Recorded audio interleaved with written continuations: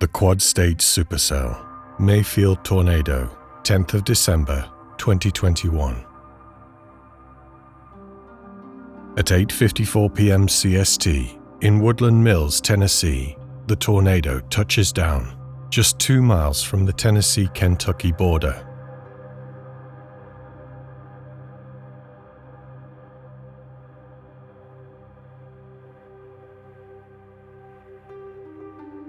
After crossing the border, the tornado rapidly intensifies. At this point, the tornado is leaving cycloidal marks on the ground, the sign of a very intense tornado.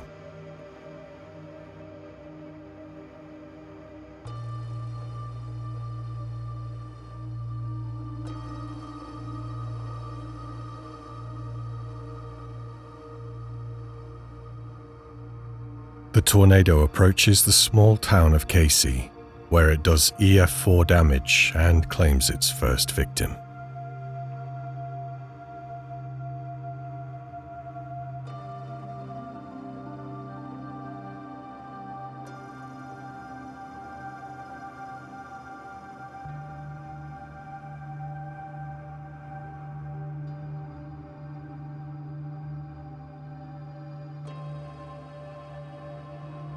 On Clark Road near Crutchfield, it destroys a chicken farm at EF2 intensity.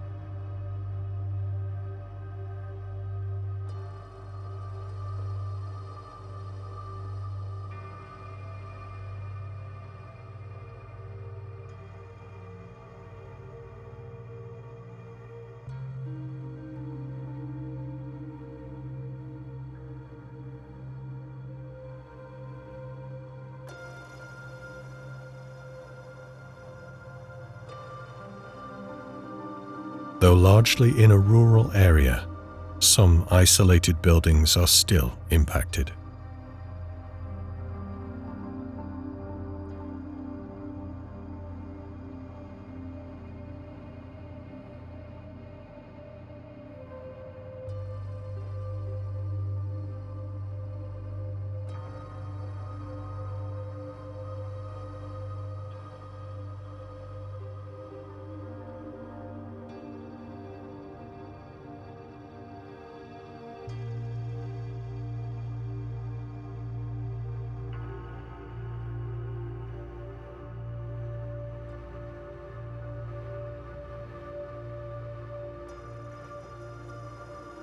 Murphy & Sons Lumber is impacted with EF2 damage.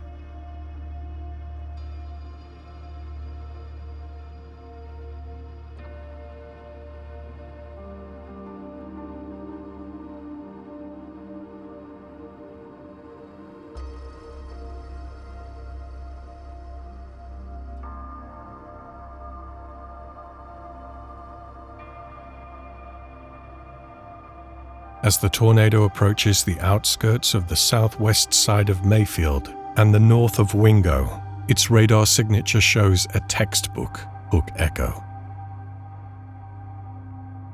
For the first time, it crosses the interstate, I-69, Purchase Parkway.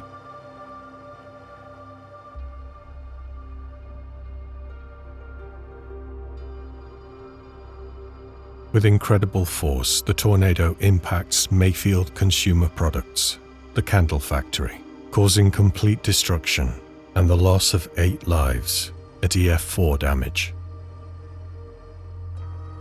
With the same EF4 intensity, it moves into central Mayfield.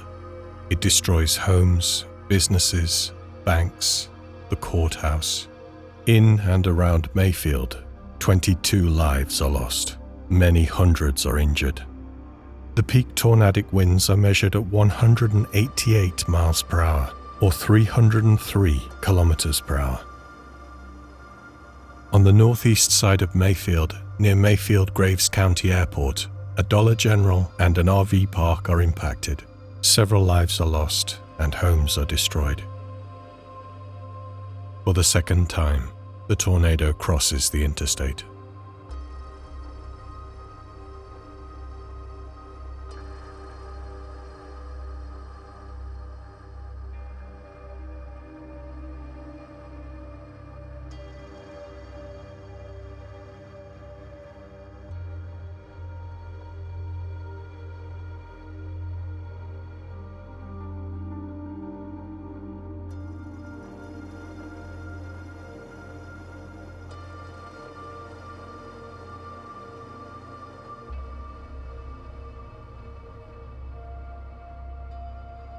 At this point, the tornado is moving northeast, parallel with the interstate. It moves over several small communities on the northwest side of Benton. Wadesboro Road North, EF3 damage.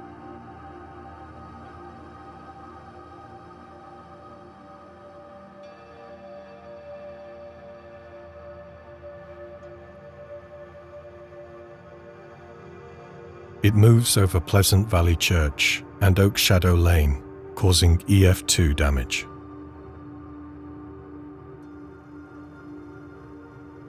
As the tornado glances the northwest side of Benton, it narrowly misses the Marshall County Hospital.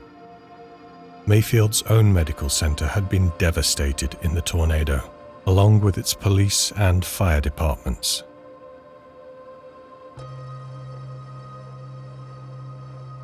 Tri-State Lane, Benton, EF3 damage.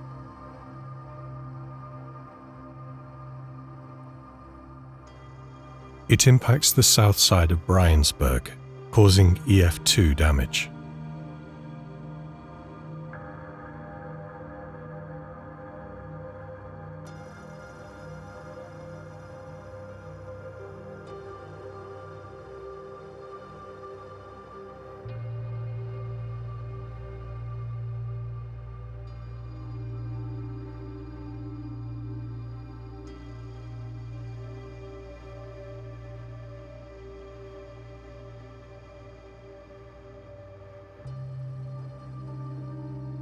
Cambridge Shores and Buena Vista, EF4 damage is caused.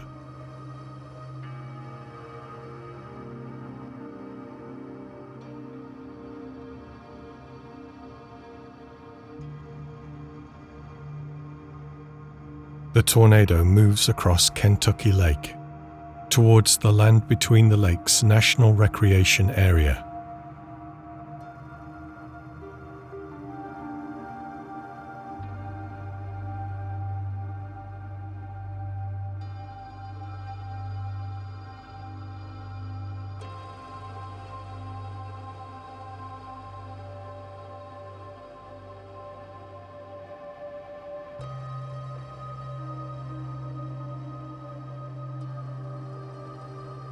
Fortunately, this area remains largely free of human settlements and development.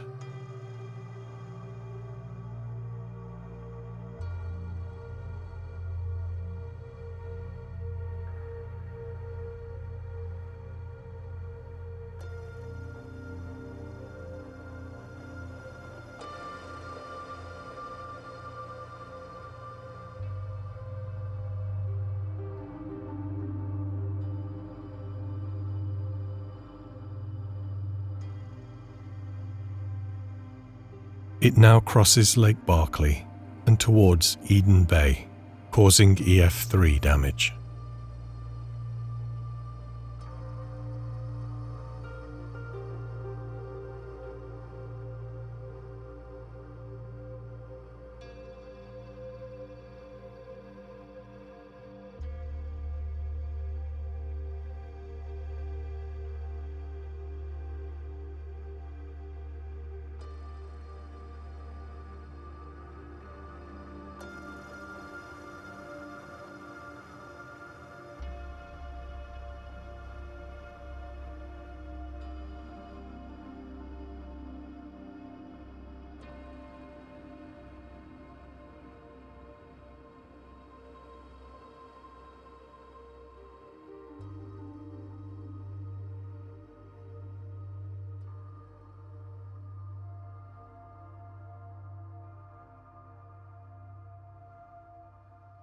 Princeton marks the halfway point of this tornado's rampage. It destroys many homes around the golf course at EF4 intensity.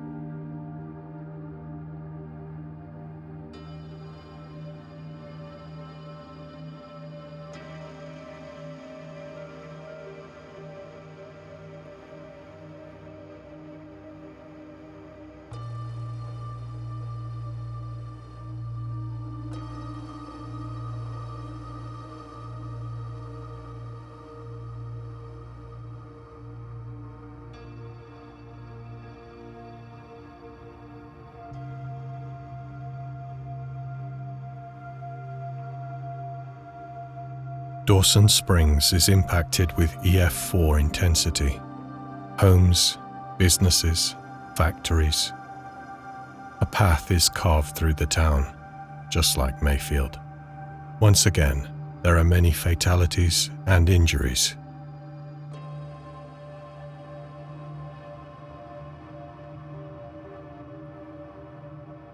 I-69, the interstate, a familiar target for this tornado.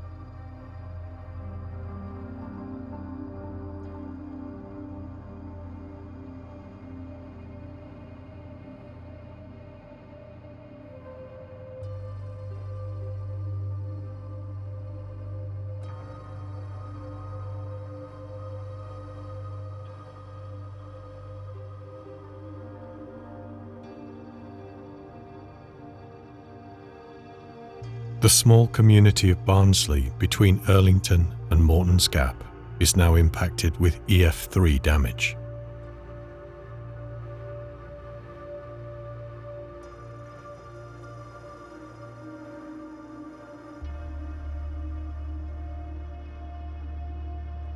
The interstate, back again.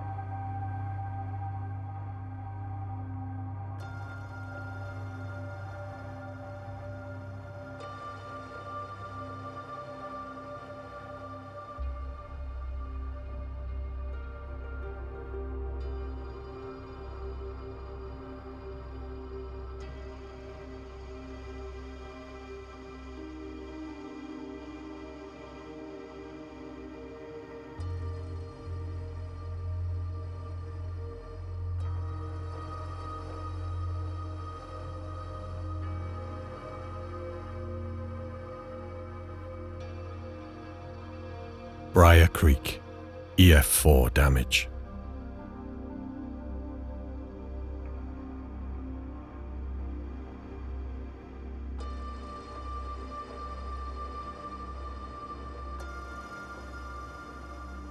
The tornado is now potentially at its most violent. It impacts the small town of Bremen, causing high-end EF4 damage. Several homes and businesses are wiped clean from their concrete slab. A report by renowned meteorologist and structural engineer Tim Marshall states, the tornado damage rating might have been higher had more wind-resistant structures been encountered. Also, the fast forward speed of the tornado had little dwell time of strong winds over a building, and thus, the damage likely would have been more severe if the tornado was slower.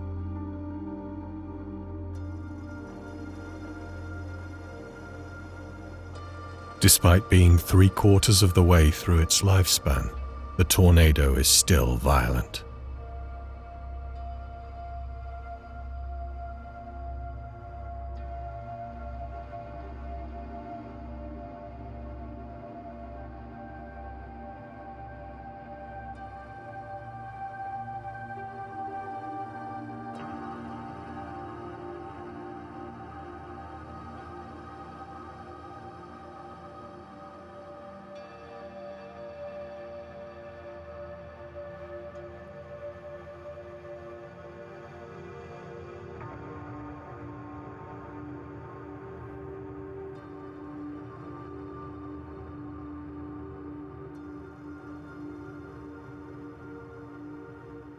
Centertown, EF1 damage.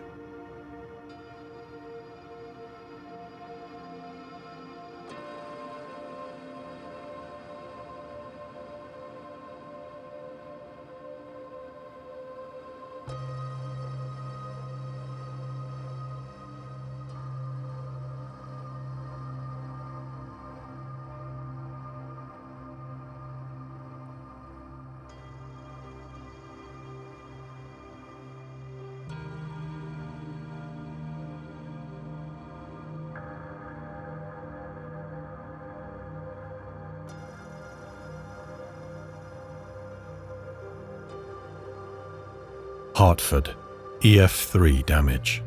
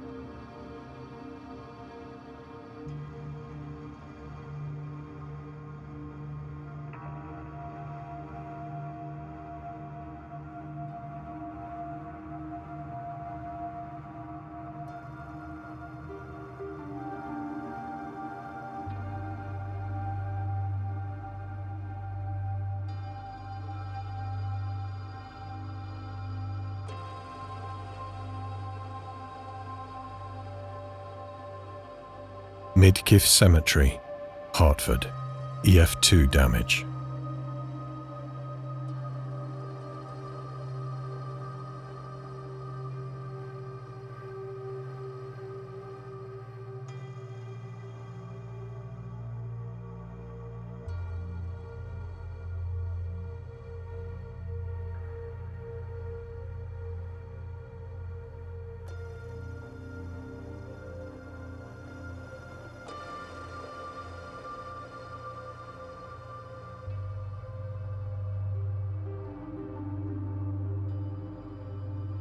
Fordsville, Kentucky, EF2 damage.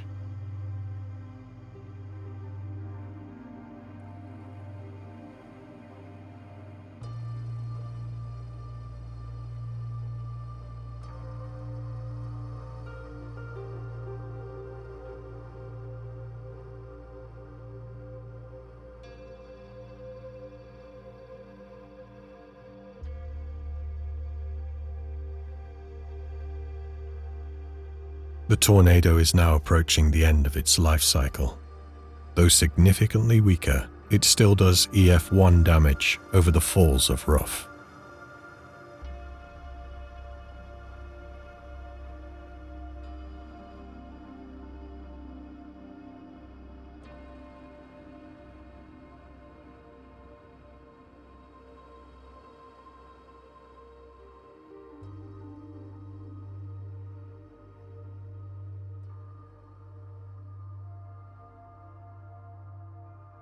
After almost 3 hours on the ground and 165.6 miles, the tornado finally dissipates by Rough River Dam State Resort Park.